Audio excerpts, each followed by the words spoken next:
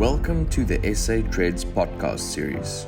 Publisher and founder of SA Treads, now in its 29th year of circulation, will be addressing key issues affecting the local and international tyre business. Here's your host, Liana Shaw.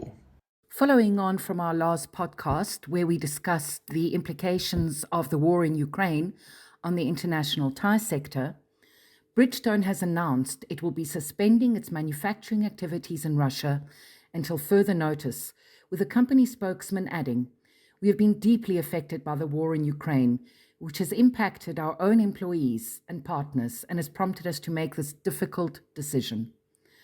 Whilst Continental has a plant in Kaluga, Western Russia, which has a listed capacity of 3 million annual units and employs around 1,300 staff, the company is also closely monitoring the situation and states that current plans include further implementing safety stock levels and using alternative suppliers of production products.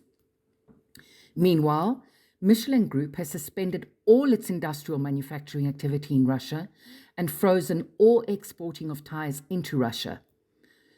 Michelin's Davydovo factory near Moscow currently employs 750 people and produces passenger car tyres and retreaded truck tyres up to 2 million units a year, mainly for the Russian market. Thank you for listening to the SA Treads podcast series. For more information, please feel free to visit our website at www.satreads.com.